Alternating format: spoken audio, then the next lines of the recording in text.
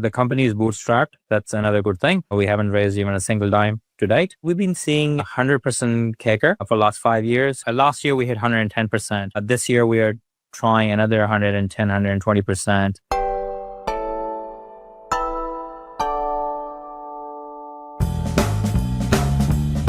Hello and welcome to this episode of Cash Machines, and we have a banger on today.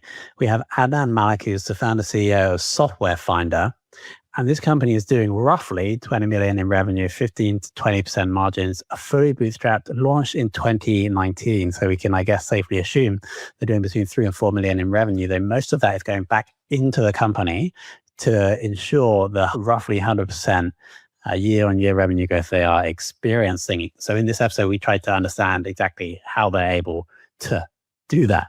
So let's jump into this episode with Adnan right now. Adnan, welcome to the show. It's good to be here. So Software Finder, I've been digging into the business over the past 24 hours, and I am super interested in the model and how you're able to make money, essentially. But it would be great for the audience to understand at like a high level how you guys make money. Great question. So Software Finder is basically a B2B software marketplace.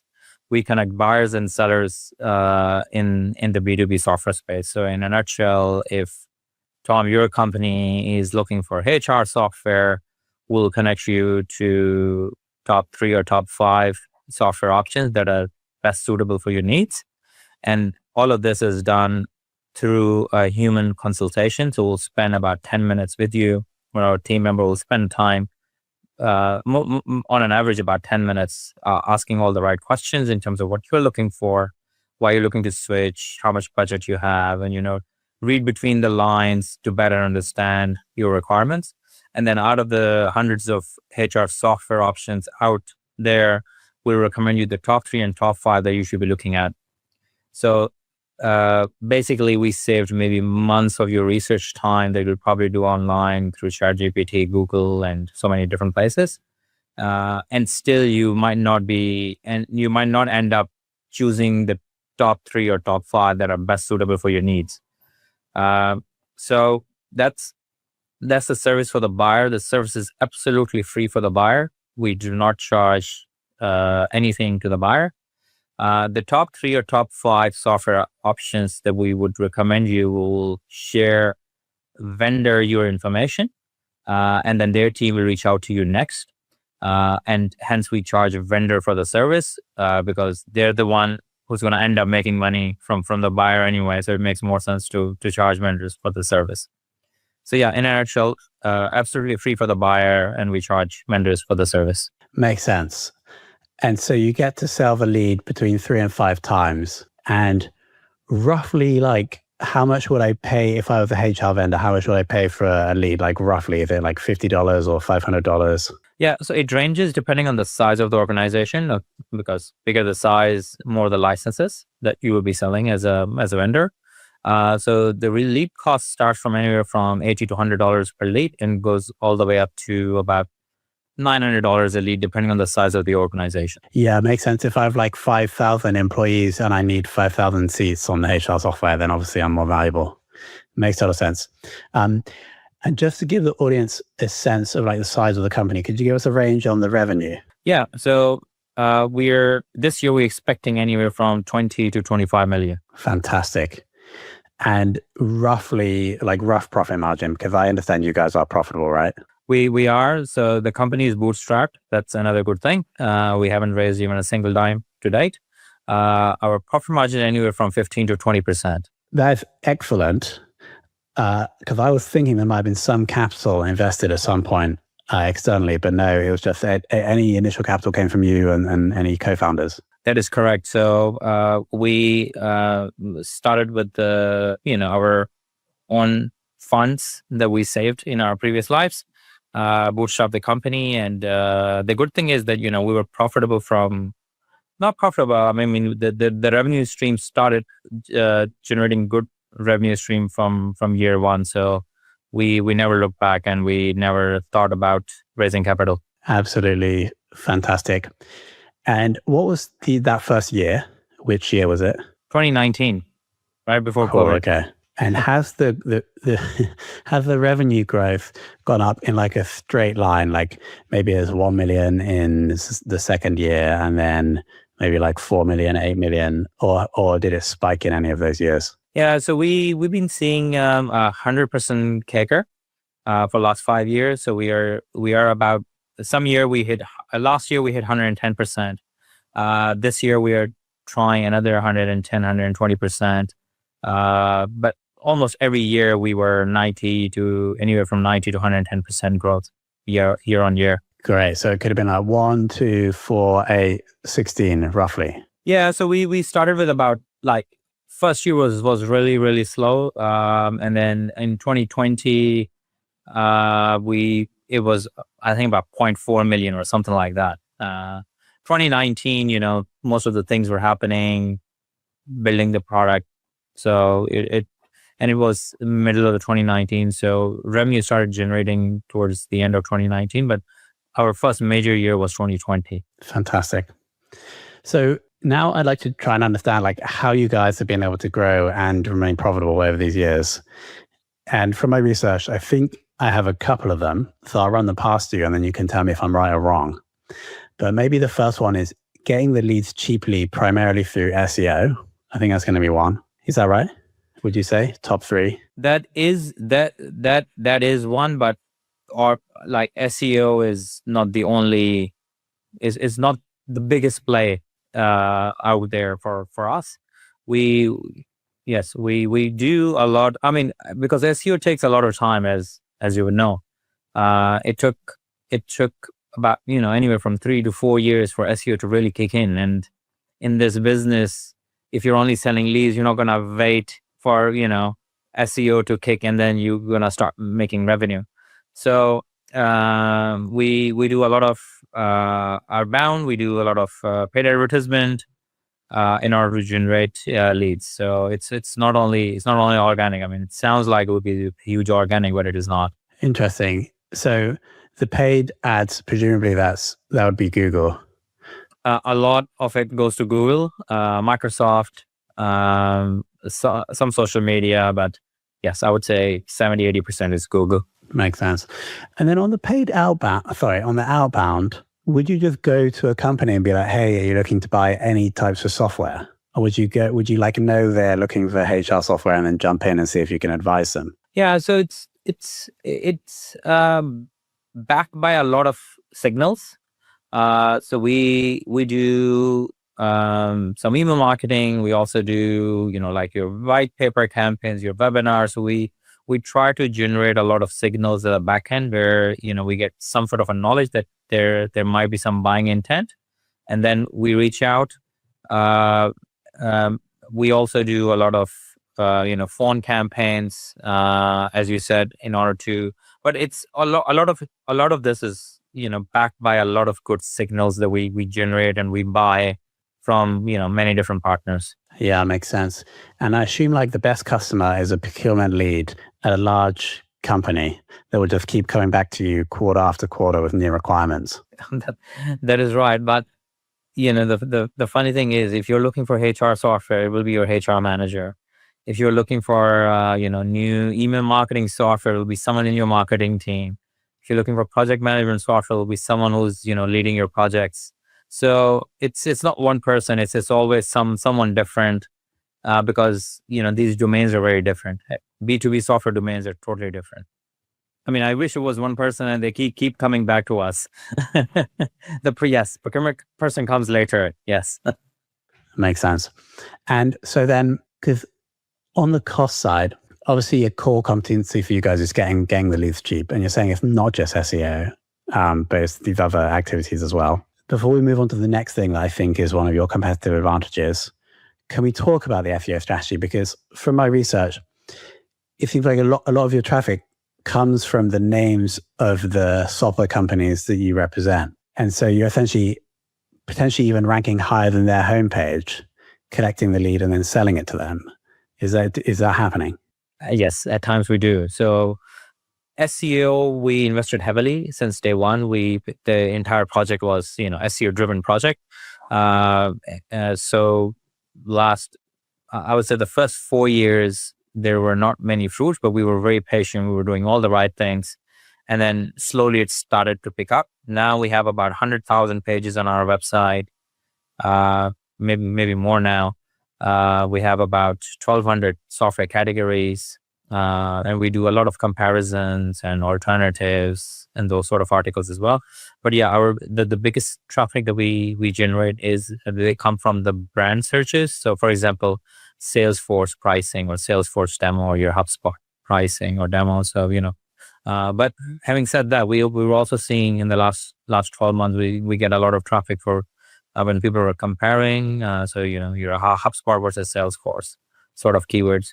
And then we also do very well when it comes to your generic keywords like top 10 legal management software or top 10 medical software or HR software. So every keyword is totally different strategy that we have to place on our end in order to grow. And I would say in the last few years, we're also getting a lot of traffic from LLMs now as well. We were ready when LLMs and the whole AI came in. They're consuming a lot of our content. And so we got that early advantage that many other organizations didn't have because LLMs love content. We are all about content. So it worked really to our advantage. Yeah, I can see here I have Ahrefs open and I see Gemini we have 1.6 thousand citations from Gemini, 1.1 thousand from ChatGPT. Was there anything that you did on the content of your pages that you thought was going to help with AI search, and then you found that it has helped with AI search? I directly does not manage this. Our CMO is more hands-on onto those things, but we hired the right talent in a couple of years ago in order to ensure that our website is technically well placed and our content strategy is in place in order for us to appear on LLMs. I know there were many changes, and it seems like those changes work to our advantage, and now we're getting traffic from LLMs. Yeah, so I'm on one of the pages for a SaaS company I won't mention, but it's very like content rich. We have reviews here. We have like your guys' opinion. I've got the lead form scrolling down the side. It's interactive. I can click on something to watch a demo. So yeah, I make like the content here is excellent. Let's move on then. So obviously getting cheap leads is a key factor for you guys. The other cost that presumably is significant is going to be the cost of the advisors. So these are the people that are having the calls with the buyers. I understand like you're essentially not paying, or I don't think you're paying like Western people loads of money to do those calls. Was that conscious decision to manage the cost of the business? I mean, it is. Obviously, there is a lot of training, a lot of great talent that we need who can quickly understand buyers' requirements and then recommend them top 3 to top 5 that they should be looking at. So yes, it was a conscious effort to, we need to develop a big pool of talent who understand these markets very well and can recommend as per buyers' demand. The biggest challenge that we face is as we keep on growing category to category, these categories are, they're so vast. I mean, their entire world within each category, like from HR to project management to ERP to medical. I mean, you can't find one person who can understand all of these categories. So it's you rightly pointed out that this is probably one of the biggest expense centers to while we are, but that's the mission of the company that the gap we were trying to fulfill was that when we started there were hardly any company out there who can provide you a phone consult without any cost and recommend you top 3 to 5 in 10 minutes. And it is such an important decision in any buyer's journey if to choose the right vendor, because a lot of your growth and company's momentum dependent on the software these days. And most people didn't realize this, but studies show that 70 to 80% of B2B software buyers are dissatisfied after purchasing. So 3 out of 4 people, they're dissatisfied after purchasing. What really happens is they're not only losing cost in terms of license costs, but there's a huge cost associated at the back end, training the users, implementation, your implementation consultants who gets involved, doing integrations, and there's so many hidden costs. And plus, if implement the wrong technology, you lose, the company can easily lose momentum and growth, and I've seen company end up going bankrupt because they chose the wrong software. It's a very important decision for sure, especially like HR software CRMs. And I think we're in agreement that the skill set of the advisors is important for you guys. My question was more about whether you purposefully didn't hire these people in the UK to manage the costs. Is that accurate? We are not a very heavy UK driven organization. We are more US anyway. So we have people in US who are doing this. And we also have people in South Asia who are trained. So it depends on where we find the talent. As I said, because every category is unique, it's not easy to find talented consultants if we just restrict geographically to one location. Makes sense. So we have ability to get leads cheaply, having an excellent group of advisors at the right cost. Is there anything else that you think you guys do that has enabled this growth? I would say a lot. So, in terms of, first of all, I think growing from one category to another was the biggest decision, which I think we took at the right time, because every category has a set amount of growth that you can take. So the good thing is that we are continue to grow. I would say 5 to 10 major categories every year, which is basically dropping this. We couldn't have achieved 100% growth rate if we were not following this pattern. So that's one of the biggest drivers. So you didn't strategically try to approach every category of B2B software at the start. You picked, let's say, 10, and then you've expanded every year, and that's how you can find the growth. Presumably because you have to train advisors on the category, you have to work out how to get those leads, etc. Yeah, is that right? And the vendors as well. Yeah. Oh yeah, of course. If we have leads and vendors not buying, then it's such a wastage. Like obviously there's a cost there to get the vendors on.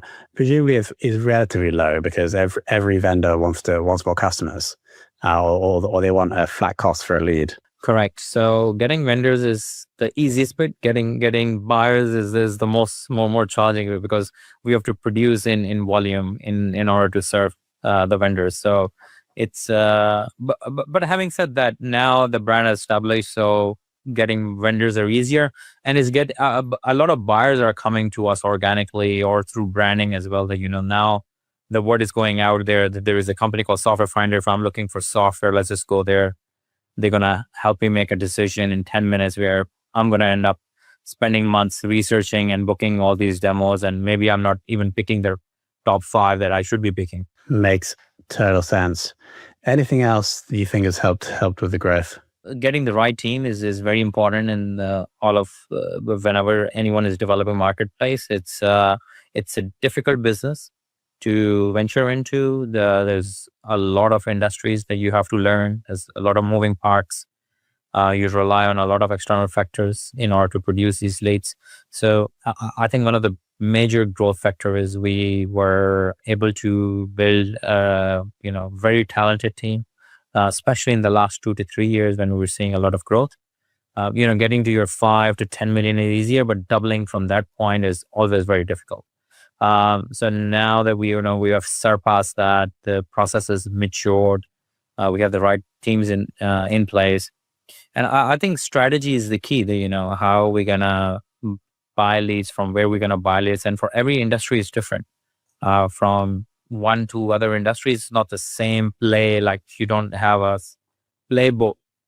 For every industry, the playbook keeps on changing because it's the different buyers that think differently. They go to different places. Every time we have to create a new playbook when it comes to generating these leads, because the way doctors think when they're buying software is totally different to how your HR manager will think when they're buying HR software.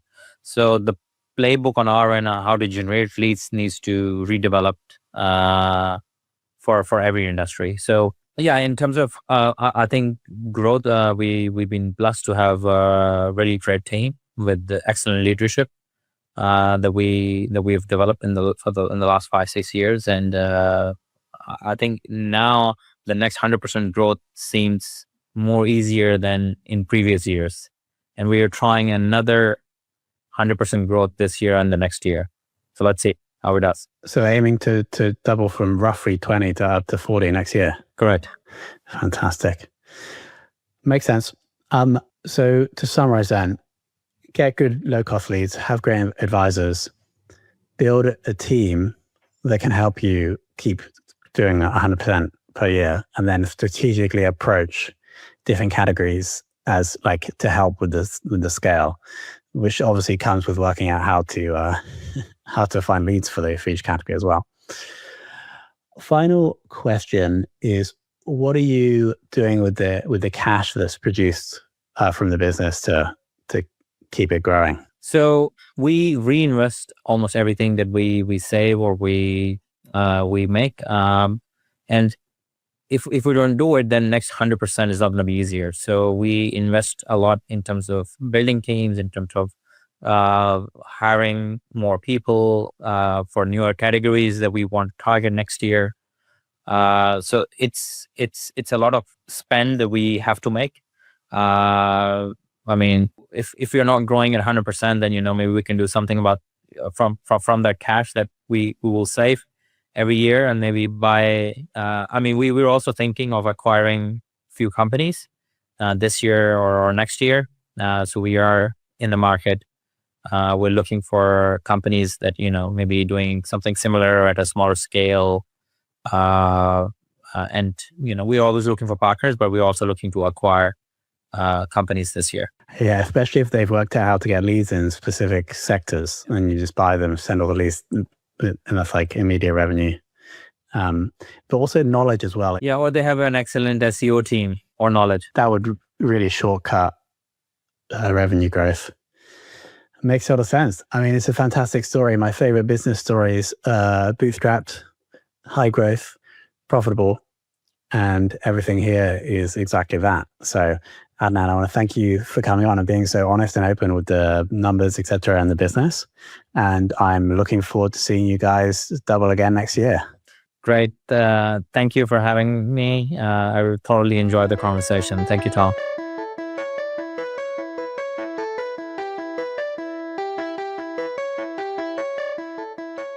Okay, team, what do we think? Epic story, an epic piece of business. SEO is very important. Having a great advisor pool is also very important. Super interesting, and massive shout out to Adnan for coming on and being so honest with all those numbers. I want to give a big shout out to Fame for promoting and producing this show, and then a massive shout out to you for listening.